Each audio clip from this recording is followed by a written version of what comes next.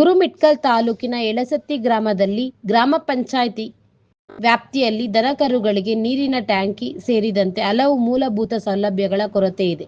ಈ ಬಗ್ಗೆ ಗ್ರಾಮಸ್ಥರು ಹಲವು ಬಾರಿ ಪಿಡಿಒಗೆ ಮಾಹಿತಿ ನೀಡಿದರೂ ಯಾವುದೇ ರೀತಿಯ ಕ್ರಮ ಕೈಗೊಂಡಿಲ್ಲ. ಪಿಡಿಒ 10-12 ದಿನಗಳಿಂದ ಗ್ರಾಮ ಪಂಚಾಯಿತಿ ಕಚೇರಿಗೆ ಆಗಮನವಾಗದೆ ಮೀಟಿಂಗ್ ಇದೆ ನಾಳೆ ಬರುತ್ತೇನೆ ಎಂಬ ಪ್ರತಿಕ್ರಿಯೆ ಮಾತ್ರ ನೀಡುತ್ತಿದ್ದಾರೆ. ಇದಲ್ಲದೆ ಇಒ ಸಾಹೇಬರಿಗೆ ಈ ಬಗ್ಗೆ ವಿಡಿಯೋ ಮತ್ತು ಫೋಟೋಗಳೊಂದಿಗೆ ಮಾಹಿತಿ ನೀಡಲಾಗಿದೆ.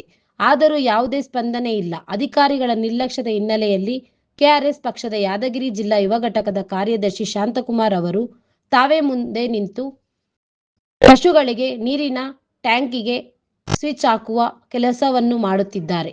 Bureau report, ರಾಷ್ಟ್ರಧ್ವನಿ news Kannada. ವರದಿಗಾರರು Hanumantha ದೊರೆ.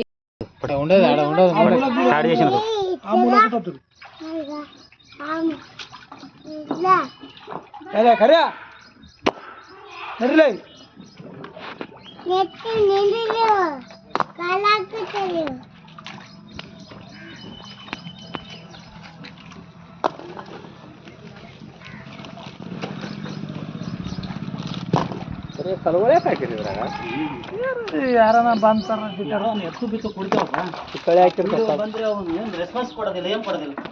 2 ಸರಿ ಲೀಟರ್ ಕೊಟ್ಟಿನಿ, ಇನ್ನೊಂದು ಸರಿ ಕೊಡ್ತೀನಿ. ಸಸ್ಪೆಂಡ್ ಆಗ್ಬಿಡ್ತಾನೆ.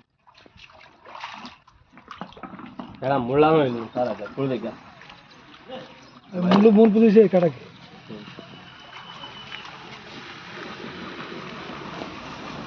ಕಾಲ್ಜಿ ಕಡಿದೀವಿ ಇದಂತ చేసినాక మళ్ళీ